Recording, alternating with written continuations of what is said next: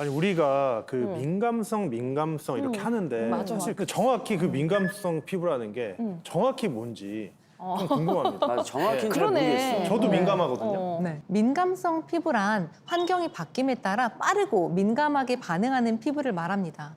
혹시 이런 분 계신가요? 머리카락이 목에 닿으면 간질간질 하시는 분? 오. 저는 목도리를 잘 못해요. 어. 네. 간지러워서. 한쪽이 엄청 간지러워요. 아. 네. 그러니까 머리카락이 저렇게 네. 남자는 이렇게 길어본 적이 없으니까 네네. 보통 이제 겨울에 목도리 하는데 그렇죠. 목도리, 뭐 목폴라 이런 거 그래서 잘 안 입어요. 그리고 요즘 많이 사용하는 스마트워치 있죠. 네. 그걸 착용하면 또 손목이 가렵거나 아니면 뭐 속옷의 상표 때문에 빨갛게 자국이 남는 분. 저희 아이가 그래요. 그 속옷 상표가 있으면은 이거 다 떼달라고 하더라고요. 그러니까 몸에 닿는 게 너무 싫어가지고 맞아요. 까끌까끌하다고 그래서 맞아, 다 떼어주거든요. 화장품 가게에서 샘플을 받았는데 바른 후에 막 부어 올랐다 하시는 분들. 그리고 피부 시술을 받았는데 남들보다 더 많이 붓고 붉은기도 오래 간다 하시는 분. 또 월경을 하면 평소보다 피부가 더 좋아지거나 또 나빠지는 분들. 모번도 약간 해당이 되는 것 같아요. 뭔가 작은 거 해도 굉장히 많이 붓고. 맞아. 저도 멍 같은 것도 굉장히 잘 돌고 그래서 아무것도 못해요. 네네. 이렇게 남들은 반응하지 않는 사소한 것들에 피부가 붉어진다거나 뭐 염증 같은 증상이 생기고 이런 경우를 민감성 피부라고 볼 수가 있고요. 흔히 말하는 아토피 피부염, 만성 두드러기, 습진, 접촉성 피부염 같은 질환이 생기기도 합니다. 여기 월경 중에 평소보다 피부가 더 좋아지거나 더 나빠진다라고 되어 있는데 이런 네. 경우도 민감성 피부인 거예요? 네, 이게 호르몬 변화에 따라서 피부가 반응을 한다는 건데요. 월경 때 피부가 더 좋아지는 분이 있고 나빠지는 분이 있고 또 임신하면서 피부가 좋아지는 분이 있고 나빠지는 분이 있어요.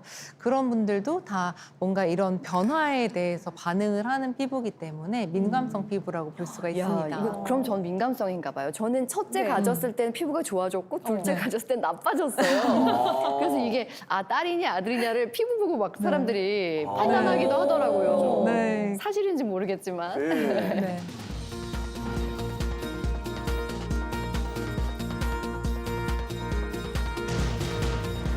여기 사진 보시면 이분은 20대 중반의 여성분이셨는데요. 아주 심한 민감성 피부 환자분이셨습니다. 아 진짜요? 지금은 되게 깨끗하고 예쁘신데요? 맞아. 네. 하지만 이 사진에 바로 2주 전에는 이런 모습이 아니었어요. 사진 한번 보실까요? 2주 전이요? 2주 전에? 너무 심한데? 와, 너무 심한데?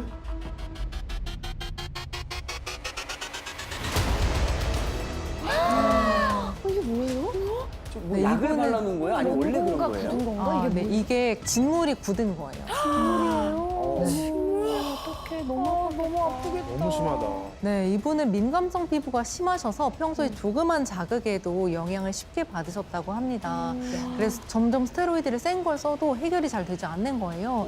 그래서 저희 병원에 내원을 하셨던 그런 분이십니다. 2주 전이라니 믿겨지질 않네요. 그러니까. 와. 너무 심한 분들은 이런 분도 계세요. 너무 가려워서 긁다가 아예 화상을 입혀오시는 분도 계세요. 화상 입혀한다고 일부러? 네, 뜨거운 물을 부어서 그렇게 하면 이제 덜 가려우니까. 얼마나 맞아요. 옛날에 막 네. 목이 물린데 너무 근지러우면 네. 촛농 떨어뜨리고 그랬었어요. 진짜로? 맞아요. 정말로. 큰일 나요. 큰일 나요. 네. 그렇게 정말 가려움증이 어마어마합니다. 아 그럼 지키 박사님 왜 민감성 그 피부 환자분들이 굉장히 왜 늘고 있는 거예요? 아무래도 환경적인 문제와 생활 습관 변화가 좀 큰 것 같아요. 미세먼지나 황사 같은 피부에 나쁜 환경, 그리고 우리를 둘러싸고 있는 이 중금속이나 환경 호르몬 같은 것들이 늘고 있고요.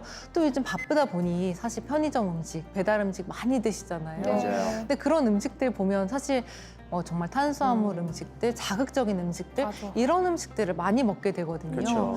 그런 것들도 먹다 보면 이제 장누수가 발생하고 면역이 안 좋아지면서 피부 장벽이 함께 무너지게 됩니다. 특히 이런 민감성 피부를 가진 환자분들은 요즘같이 여름이 지나고 가을이 오는 이때를 정말 조심을 하셔야 됩니다. 가을에도 여름이 더 심한 건 왜 줄 알아요. 그러지? 그렇죠. 가을은 오히려 날씨도 좋고 괜찮은데.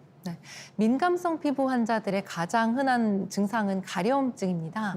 통계에 따르면 2021년 피부 가려움증으로 진료를 받은 환자는 약 42만 명 정도가 된다고 하는데요.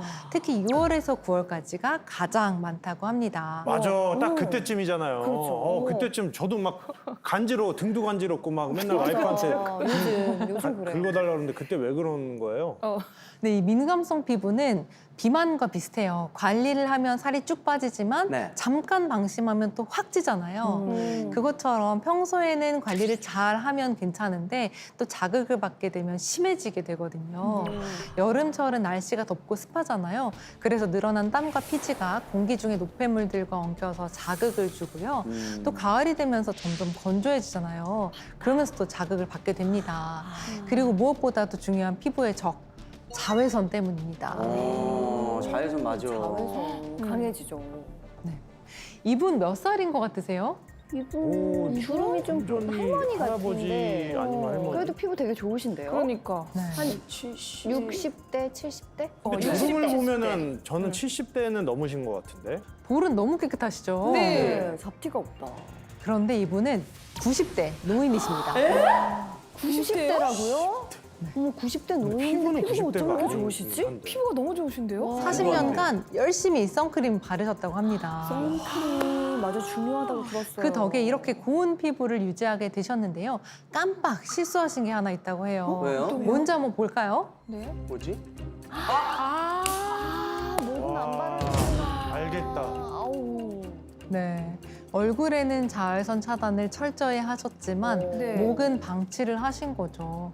그래서 깨끗하고 밝은 얼굴과는 다르게 검버섯에 주름이 진 목을 갖게 되신 겁니다. 와, 확실히 차이가 자외선이 있다. 이렇게 무서운지 오늘 또 처음 알았어요. 극과 극이에요. 어머, 다른 네. 사람 같아요 목 아래는. 네, 맞아요. 그러니까.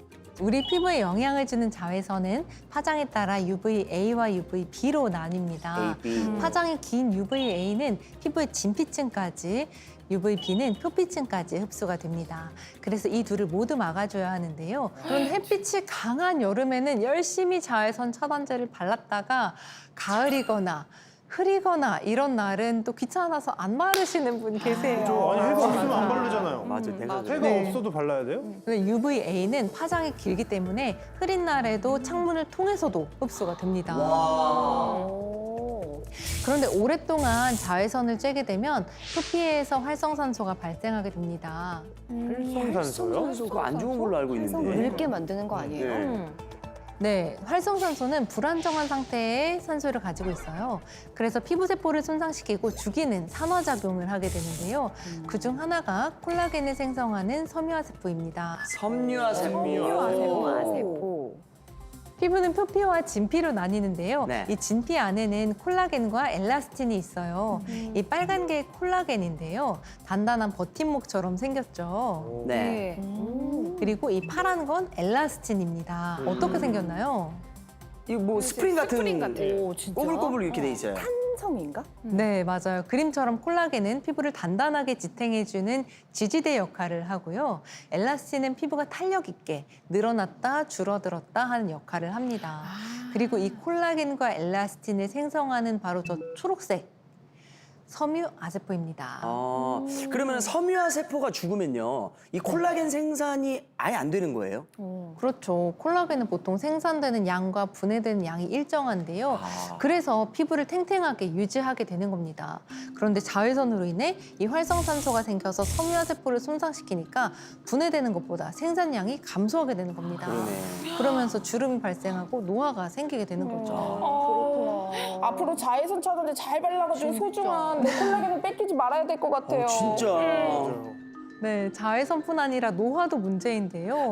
연구에 따르면 성인 초기부터 매년 1에서 1.5%씩 콜라겐 생산이 감소한다고 합니다. 와, 아니 늙는 것도 서러운데 아니 콜라겐까지 뺏어간다니까 진짜 너무하네. 너무한다. 네, 보통 표피는 한 달 주기로 만들고 탈락하는 과정을 평생 가져가게 되는데요. 네. 섬유화세포는 평생 50에서 60번 정도 분열을 하고 나면 끝나게 된다고 합니다. 그런데 문제는 나이가 들면서 더 이상 분열을 하지 못하고 멈추는 시점이 오게 되는데요. 보통 다른 세포들은 사멸하게 되지만 노화된 섬유화 세포들은 사라지지가 않아요.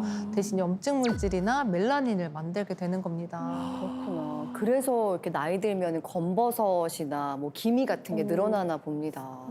근데 콜라겐도 만들고 검버섯도 만드는 섬유화 세포 너무 얄밉네요. 얄밉다, 진짜. 싫다.